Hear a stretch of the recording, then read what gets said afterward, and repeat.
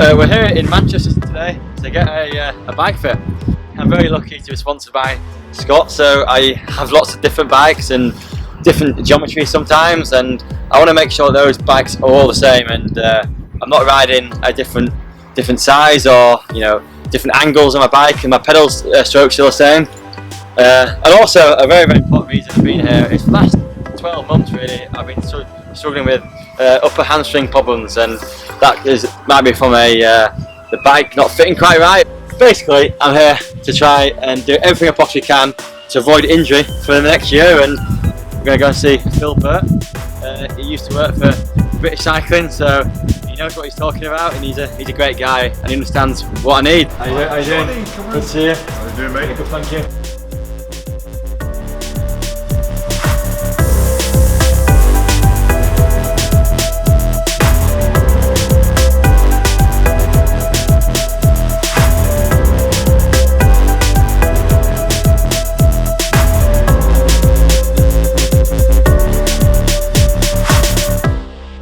Yeah, that build-up's interesting because if you get somersault, you get up your left-hand side. Yeah. Yeah, and your left leg is short front. Bend your knees up, the old and bare huge.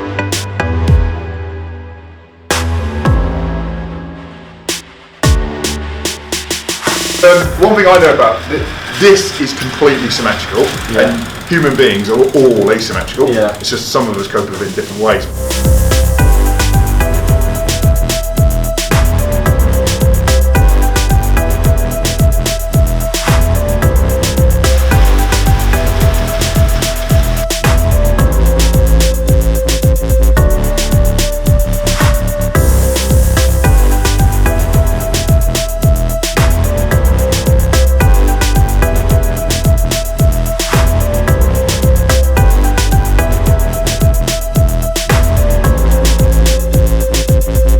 Extension.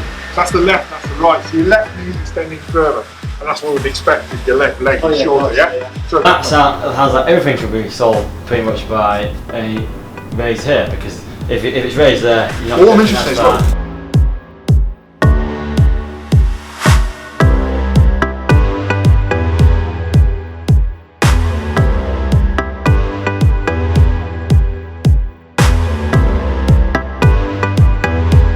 You're sitting at 42, 44, which is all right, it's fine. But it's the low end for a pro.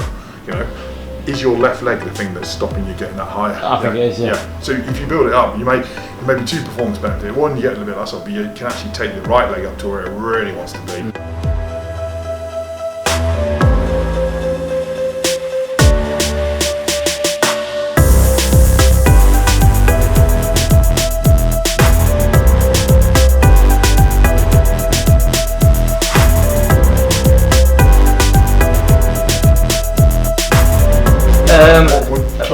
Initially I thought I was going to notice a load of difference, but actually pedalling. Don't notice pedaling. Yeah, not a lot. I feel that I have definitely not got as much hip tightness as before.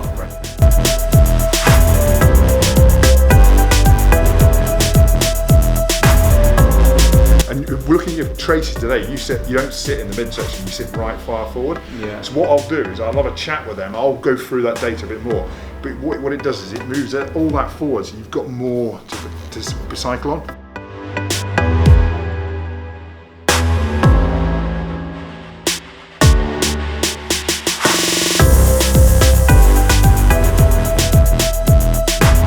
See that red? Look at that. And that's just tilting.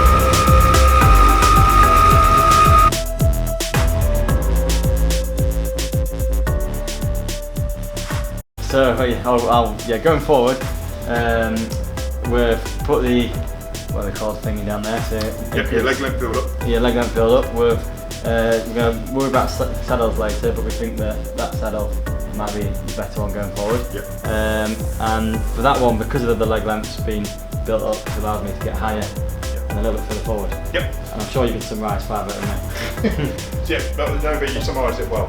Your position is fairly good, but you get left-sided saddle sore if you ever get saddle sore, and you've always felt like that. And the data today confirms that the retail data that you are slightly asymmetrical, and that leg definitely extends a lot further than the right.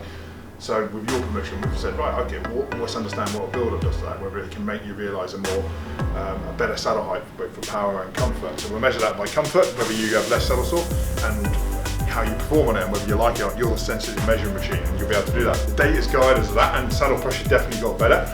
If you are to transition from this particular type of saddle, which you've gone very well with, what we now know is to have a whole load of information about which saddle you need to go to. You only know when you go ride it now. One thing you know is we've made a nice scientific progression today. Okay. Alright, Thank you. No problem, mate.